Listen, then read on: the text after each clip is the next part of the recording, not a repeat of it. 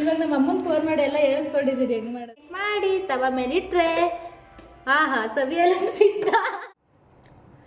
ಸ್ವರ್ಗ ಸ್ವರ್ಗ ಗೈ ಸ್ವರ್ಗ. ತುಂಬಾ ಟಾಪ್ ಕಂಟೆಂಟ್ ಕ್ರಿಯೇಟರ್ಸು ಕಮೆಂಟ್ ಹಾಕಿದ್ದಾರೆ. ತುಂಬ ಖುಷಿ. ಫುಲ್ ಕರ್ಕೊಂಡು ಹೋಗ್ತಾ ಇದ್ದೀವಿ ಇಬ್ಬರು ಆಗ್ತಿಲ್ಲ.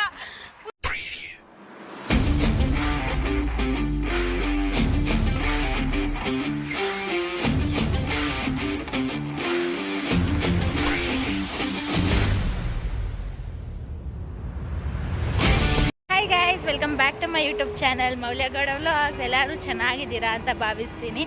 ಸೊ ರ್ಯಾಂಡಮಾಗಿ ವ್ಲಾಗ್ ಸ್ಟಾರ್ಟ್ ಮಾಡ್ತಿದ್ದೀನಿ. ಸೊ ಏನಪ್ಪ ಅಂದರೆ, ನನ್ನ ಒಂದು 2 ವ್ಲಾಗ್ಸ್ ಮುಂಚೆ ಹೇಳಿದ್ದೆ ನನಗೆ ಫಿಶ್ ಅಂದರೆ ತುಂಬಾ ಇಷ್ಟ, ಬಟ್ ನಂಗೆ ಇಲ್ಲಿ ಭಯ ಆಗ್ತಿದೆ ಅಂತ ತಗೊಳ್ಳೋದಕ್ಕೆ. ಬಟ್ ಏನಂದರೆ ಅದಾದಮೇಲೆ ನನ್ನ ಕ್ಲಾಸ್ಮೇಟ್ಸ್ ತಗೊಂಡು ಸ್ನ್ಯಾಪ್ ಹಾಕಿದ್ರು ಆಯಿತಾ. And I was craving for that. And ಅವ್ರನ್ನೆಲ್ಲ ಕೇಳಿದಾಗ ಇಲ್ಲ ಚೆನ್ನಾಗಿರುತ್ತೆ ಅಂತೆಲ್ಲ ಹೇಳಿದ್ರು. ಸೊ ಇವತ್ತು ತಗೊಳ್ಳೋಣ ಅಂತ ಅಂದ್ಕೊಂಡಿದ್ದೀನಿ. ಸೊ ಇವಾಗ ಕಾಲೇಜ್ ಮುಗಿಸ್ಕೊಂಡು ಮನೆಗೆ ಹೋಗ್ತಾಯಿದ್ದೀನಿ. ಸೊ ನೋಡೋಣ ಏಕಾಗುತ್ತೆ, ತಗೊಳ್ತೀನ ಇಲ್ವಾ ಅಂತ. ಸೊ ತಗೊಂಡು ಹೋಗಿ ಮನೆಗೆ ಹೋಗಿ ಏನಾದರೂ ಡೆಲಿಷಿಯಸ್ ಆಗಿ ಏನಾದ್ರು ಮಾಡೋಣ. Without any further discussion let's start the vlog. So guys, ಏನಾಗ್ಬಿಟ್ಟಿದೆ ಅಂದರೆ, ನಮ್ಮ ಮನೆ ಕೀ ಬಂದು ಇವ್ರ ಹತ್ರ, ಸಂದೀಪ್ ಹತ್ರ ಐತೆ. ಅವನಿನ್ನೂ ಕಾಲೇಜಲ್ಲಿದ್ದಾನೆ. ಅದಕ್ಕೆ ನಾವು ಮನೆಗೆ ಹೋಗೋಕ್ಕಾಗಲ್ಲ ಈಗ. ಅದಕ್ಕೆ ರೋಷೆ ಮಾಲ್ಗೆ ಬಂದಿದ್ದೀವಿ ಬಟ್ಟೆಗಳು ನೋಡೋಣ ಅಂತ. ಬಟ್ಟೆಗಳು ನೋಡ್ತಿದ್ದೆ. ಆದರೆ ರೋಷೆ ಮಾಲಲ್ಲಿ ಹೆವಿ ಕಾಸ್ಟ್ಲಿ ಇರುತ್ತೆ ಕ್ಲೋತ್ಸು. ಸುಮ್ಮನೆ ಕಾಸ್ಟ್ಲಿ. ಅದಕ್ಕೆ ನೋಡೋಣ, ಸುಮ್ಮನೆ ಬಂದಿರೋದು ನೋಡಿಕೊಂಡು ಹೋಗಬೇಕು. ಗೈಸ್, ಎಲ್ಲ ಕಡೆ 70%, 30%, 50% ಸೇಲ್ ಅಂತ ಹಾಕಿದ್ದಾರೆ.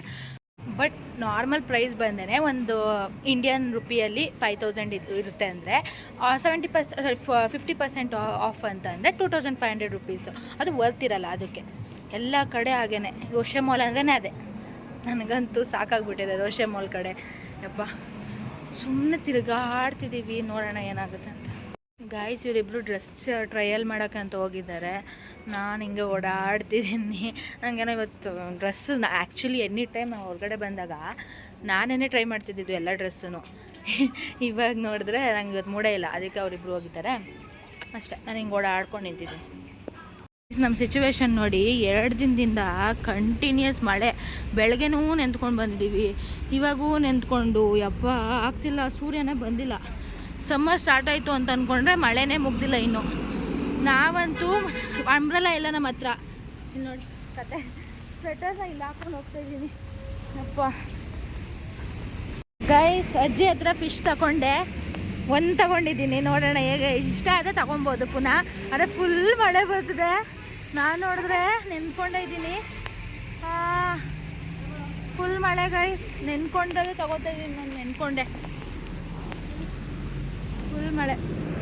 ನನಗಾಗಲಿಲ್ಲ ಸ್ವೆಟರ್ ಹಿಡ್ಕೊಂಡು ಬಂದಿದ್ದು. ನೆಂದರೆ ಪರವಾಗಿಲ್ಲ ಅಂದ್ಬಿಟ್ಟು ಬಿಚ್ಬಿಟ್ಟು ಹೋಗ್ತಾಯಿದ್ದೀನಿ. ಈಗ ಕಂಟಿನ್ಯೂಸ್ ಬರ್ತಿದೆ ಮಳೆ ನಿಜ. 3 ಡೇಸಿಂದ ನಾನು ಕಾಲೇಜ್ಗೆ ಹೋದ ಬೆಳಗ್ಗೆನೂ ಬಂತು, ಇವಾಗೂ ಬಂತು. And fish fish fish fish. ನಂಗೆ ಮನೇಲಿ ಮಾತಾಡೋಕ್ಕಾಗ್ತಿಲ್ಲ, ಮನೆಗೆ ಹೋಗಿ ಮಾತಾಡ್ತೀನಿ. ಗೈಸ್, ಫೈನಲಿ ಮೀನ್ದು ಹಿಡ್ಕೊಳಕ್ಕೆ ನಂಗೆ ಬರ್ತಾಯಿಲ್ಲ. ಲೈಫಲ್ಲಿ ಫಸ್ಟ್ ಟೈಮ್ ಮಾಡ್ತಿರೋದು.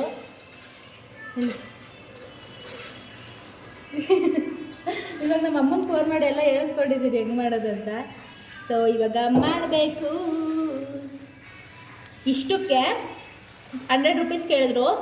ನಾನು ಬಾರ್ಗೇನ್ ಮಾಡಿಬಿಟ್ಟು 60 ರುಪೀಸಿಗೆ ಇಸ್ಕೊಬಂದೆ. ದೊಡ್ಡ ಅಚೀವ್ಮೆಂಟ್. ಅವರೇ ಕ್ಲೀನ್ ಮಾಡಿದ್ದಾರೆ ಪಾಪ. ನನ್ನ ಫ್ರೆಂಡ್ಸ್ ತಗೊಂಡಿದ್ವಲ್ಲ, ಅಂದರೆ ಅವ್ರು ಹೇಳಿದ್ರು ನಾವೇ ಕ್ಲೀನ್ ಮಾಡ್ಕೋಬೇಕಂತ. ಹಂಗಾದ್ರೆ ಹುಚ್ಚಾಗ್ಬಿಡ್ತಿದ್ದೆ ಅಷ್ಟೇ. ನಾನು ತವಾ ಫ್ರೈ ಮಾಡೋಣ ಅಂದ್ಕೊಂಡಿದ್ದೀನಿ.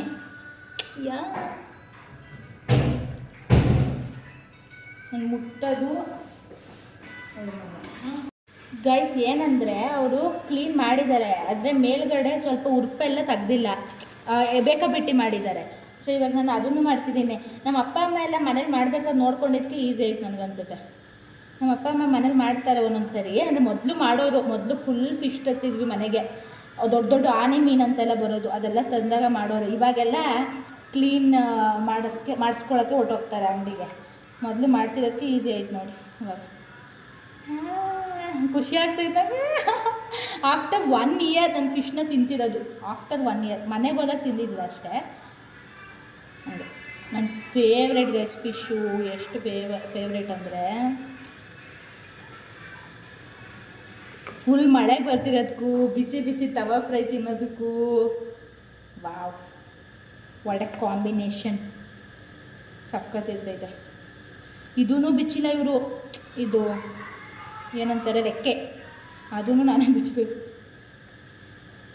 ಅದು ನಂಗೆ ಏನನ್ಸುತ್ತೆ, ನಾನು 6 years ಮುಗಿಸ್ಕೊಂಬರೋಷ್ಟಲ್ಲಿ ಅಡುಗೆ ಮಾಡೋದ್ರಲ್ಲಿ ಪರ್ಫೆಕ್ಟ್ ಹಂಗೆ ಅನ್ಸ್ಬಿಟ್ಟೈತೆ. ಓ ಮೈ ಗಾಡ್, ಓ ಮೈ ಗಾಡ್.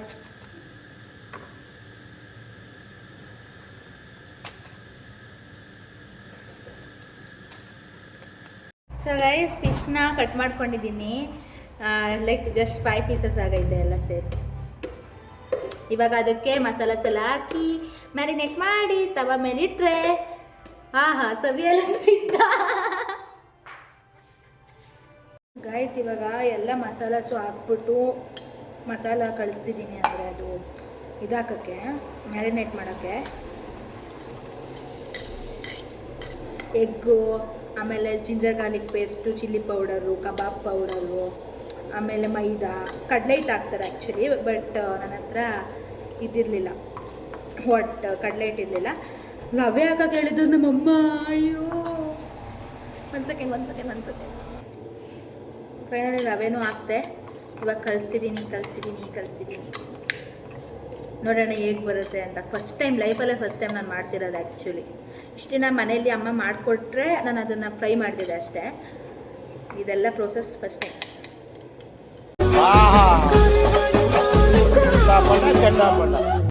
ಗೈಸ್, ಫೈನಲಿ ಹೆಂಗೋ ಈ ಥರ ಮ್ಯಾರಿನೇಟ್ ಮಾಡಿ ಇಟ್ಟಿದ್ದೀನಿ. ಇವಾಗ ಆಯಿಲ್ಗೆ ಹಾಕೋದು.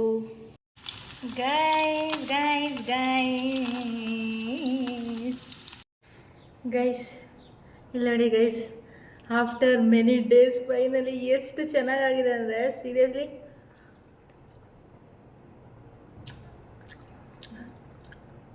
ಚೆನ್ನಾಗಿದೆ. Worth it. ನಾನು ಇಲ್ಲಿ ಇಟ್ಕೊಂಡು ಹೆಂಗೆ ಮಾಡ್ತೀನೋ ಅಂತ ಅನ್ಸ್ಕೊಬಿಟ್ಟಿದೆ. ಬಟ್ ಸೀರಿಯಸ್ಲಿ ತುಂಬಾ ಚೆನ್ನಾಗಿದೆ. ಲೆಮನ್ ಹಾಕೊಂಡು ತಿಂದಿಲ್ಲ, ಸ್ವರ್ಗ ಗೈಸ್, ಸ್ವರ್ಗ. ಇನ್ನೂ ಬೇಯಿಸ್ಬೇಕು ಅಷ್ಟೆ.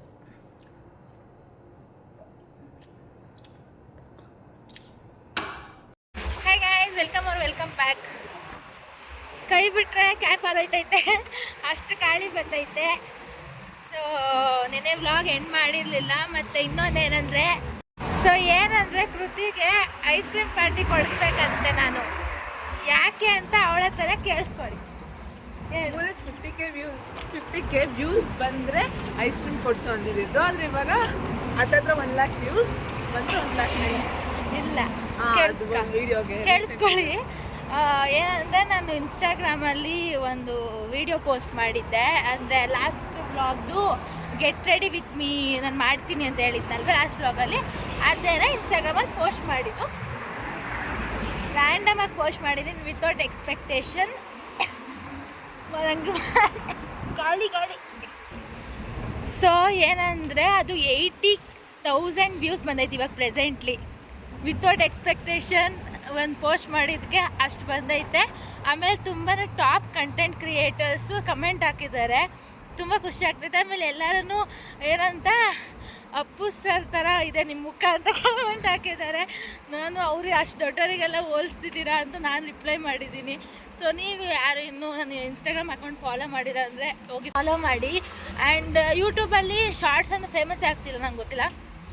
ಸೊ ನಾನು ಇನ್ಸ್ಟಾಗ್ರಾಮಲ್ಲಿ ಹಾಕಿದ್ದು. ಆ್ಯಂಡ್ ನೆವರ್ ಇಮ್ಯಾಜಿನ್ಡ್ ಅಷ್ಟು ಬರುತ್ತೆ ಅಂತ. ಅದಕ್ಕೇ ಅವಳಿಗೆ ಇವಾಗ ಐಸ್ ಕ್ರೀಮ್ ಕೊಡಿಸ್ಬೇಕಂತೆ ನಾನು. ಅದಕ್ಕೆ ಇವಾಗ ಕ್ಲಾಸ್ ಮುಗಿಸಿ ಹೋಗ್ತಾಯಿದ್ದೀವಿ. ಸೊ ನನಗಂತೂ ತುಂಬಾ ಖುಷಿ ಆಯಿತು. ಯಾಕಂದರೆ ನಾನು ನಿಜ ಯಾವುದೋ ಎಕ್ಸ್ಪೆಕ್ಟೇಷನ್ ಇಟ್ಕೊಂಡು ಪೋಸ್ಟ್ ಮಾಡಿರಲಿಲ್ಲ ವೀಡಿಯೋ. ಯಾಕಂದರೆ ನಾನು 1 yearಯಿಂದ ಟ್ರೈ ಮಾಡ್ತಿದ್ದೀನಿ ಈ ಥರ ಒಂದು ರೀಚ್ ಆಗಬೇಕು ಎಲ್ಲರಿಗೂ ಅಂತ videos. Like it was not reaching. ನಾನು ನಾರ್ಮಲಾಗೆ ಪೋಸ್ಟ್ ಮಾಡಿದೆ and it went like this. So ಇದರಿಂದ ನಾವು ಏನು ಗೊತ್ತಾಯ್ತಂದರೆ ಯಾವುದ್ರ ಮೇಲೂ ಎಕ್ಸ್ಪೆಕ್ಟೇಷನ್ಸ್ ಇಟ್ಕೋಬಾರ್ದು. ನಮ್ಮ ಕೆಲಸ ನಾವು ಮಾಡ್ತಿರ್ಬೇಕು. ಆ ಎಫರ್ಟಿಗೆ ತಕ್ಕನಾಗಿ ನಮಗೇನೋ ಸಿಗಬೇಕಂದ್ರೆ ಸಿಗುತ್ತೆ ಅಷ್ಟೇ ಅರ್ಥ ಆಗಿದ್ದು. And I am so happy. I think 1 lakh reach ಆಗುತ್ತೆ ಅಂತ. ಆ್ಯಂಡ್ ತುಂಬ ಜನ ಕಮೆಂಟ್ ಹಾಕಿದ್ದೀರಾ, ರೆಕಗ್ನೈಸ್ ಮಾಡಿದ್ದೀರಾ. Feeling so great for that. ಏನೋ ಒಂಥರ ಖುಷಿ, ಅಷ್ಟು ಎಫರ್ಟ್ಸಿಗೆ ಈ ಥರ ಒಂದು ರೆಸ್ಪಾನ್ಸ್ ಸಿಕ್ಕಿದ್ರೆ. ಸೊ ನೀವು ಅಷ್ಟೇ ಕಮೆಂಟಲ್ಲಿ ತಿಳಿಸಿ ಏನೇ ನಿಮ್ಮ ಅನಿಸಿಕೆ ಇರಲಿ. ಸೊ ಅವಾಗ ಇನ್ನೂ ಇದಾಗುತ್ತೆ, ಲೈಕ್ ಇನ್ನೂ ಅವಾಗ ಏನೋ ಜೋಶ್ ಬರುತ್ತೆ. ಓ ನನ್ನ ಬ್ಲಾಗ್ ನೋಡ್ತಿದ್ದಾರೆ, ನನಗೆ ಕಮೆಂಟ್ ಮಾಡ್ತಿದ್ದಾರೆ ಅಂತ ಏನೋ ಮಾಡ್ಬೇಕು ನಾನು ಎಕ್ಸ್ಟ್ರಾ ಅಂತ ಬರುತ್ತೆ ಅವಾಗ. ಈಗ ಫುಲ್ ಗಾಳಿ ಬರ್ತಿದೆ, ಆಗ್ತಿಲ್ಲ ನನಗೆ. ಗಾಳಿ ಫುಲ್ ಕರ್ಕೊಂಡು ಹೋಗ್ತಾ ಇದೀವಿ, ಇಬ್ರು ಆಗ್ತಿಲ್ಲ. ಫುಲ್ ಗಾಳಿ, ಇಷ್ಟೊಂದು ಗಾಳಿ ಅಪ್ಪ. ಇದು ಗಾಳಿ ಫಸ್ಟ್ ಇಯರಲ್ಲಿ ಒಂದ್ಸರಿ ಬಂದಿತ್ತು. ಸದ್ಯ ನೆನ್ನೆ ಥರ ಮಳೆ ಇಲ್ಲ.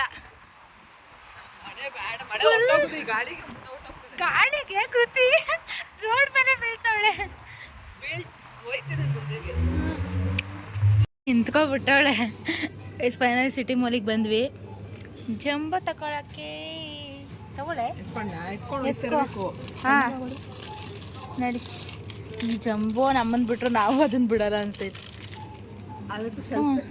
ಹಾಂ ಗೈಸ್, ಫೈನಲಿ ಐಸ್ ಕ್ರೀಮ್ ತಗೊಬಂದ್ವಿ. ಚರ್ಚ್ ಮುಂದೆ ಕುತ್ಕೊಂಡು ಐಸ್ ಕ್ರೀಮ್ ತಿಂತಿದ್ದೀವಿ. ಸೊ ಏನಪ್ಪ ಇವ್ರು ಯಾವಾಗಲೂ ಐಸ್ ಕ್ರೀಮ್ ಅಂದರೆ ಯಾವಾಗಲೂ ತಿಂತಾನೆ ಇರ್ತೀವಿ ಗೈಸ್. ಸೊ ಈ ಒಂದು ವ್ಲಾಗ್ನ ಇಲ್ಲಿಗೆ ಎಂಡ್ ಮಾಡ್ತೀವಿ. ನಿಮಗೆ ಈ ವಿಡಿಯೋ ಇಷ್ಟ ಆಗಿದ್ರೆ ಏನು ಮಾಡಬೇಕಂತ ಗೊತ್ತಿರಬೇಕು. ಲೈಕ್, ಶೇರ್ ಆ್ಯಂಡ್ ಸಬ್ಸ್ಕ್ರೈಬ್ ಮಾಡಿ, ಸಪೋರ್ಟ್ ಮಾಡಿ ಆ್ಯಂಡ್ ಕಮೆಂಟ್ ತಿಳಿಸಿ ಪ್ಲೀಸ್.